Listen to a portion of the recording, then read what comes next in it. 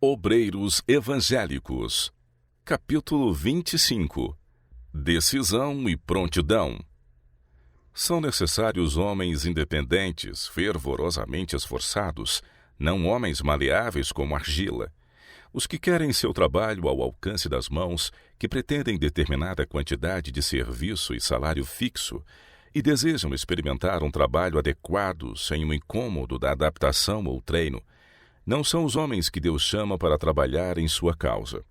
O homem que, se a necessidade requer, não saiba adaptar suas aptidões a quase qualquer lugar, não é homem para o tempo atual. Os homens que Deus deseja ligar à sua causa não são frouxos e sem fibra, sem músculos ou força moral de caráter. Homens há que se lisonjeiam de que poderiam fazer algo de grande e bom se tão somente as circunstâncias fossem outras, ao passo que não fazem uso das faculdades que já têm, trabalhando nos encargos que a providência lhes proveu. O homem pode criar suas circunstâncias, mas as circunstâncias nunca devem criar o homem. O homem deve aproveitar as circunstâncias como instrumentos seus para seu trabalho. Deve ele dominar as circunstâncias, mas jamais permitir que as circunstâncias o dominem. A independência individual e o poder individual são as qualidades agora necessárias. O caráter individual não precisa ser sacrificado, mas deve ser ajustado, cultivado e enobrecido. A causa de Deus requer homens de golpe de vista e capazes de agir pronta e energicamente no momento oportuno. Se esperais para medir cada dificuldade e pesar cada perplexidade que encontrardes, bem pouco haveis de realizar. Encontrareis dificuldades e obstáculos a cada passo, e deveis com propósito firme decidir vencê-los, ou do contrário sereis por eles vencidos.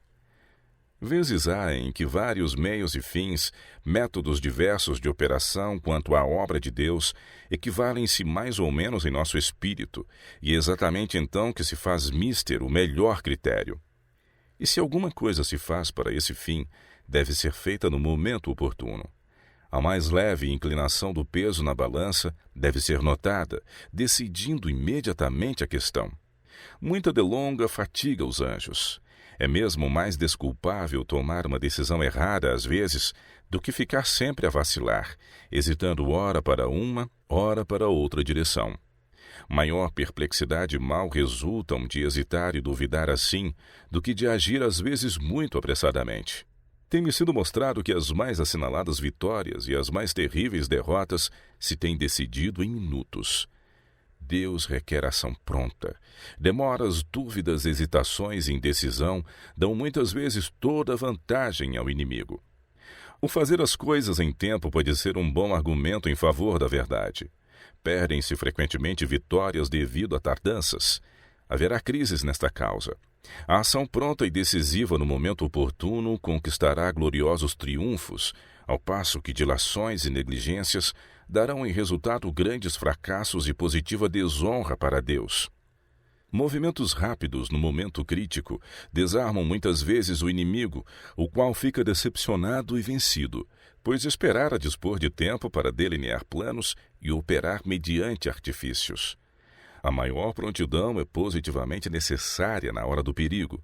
Cada plano pode estar bem assentado para dar resultados certos, e todavia uma demora bem pequena é capaz de fazer com que as coisas assumam um aspecto inteiramente diverso, e os grandes objetivos que poderiam ter sido alcançados perdem-se por falta de golpe de vista rápido e de decisão pronta.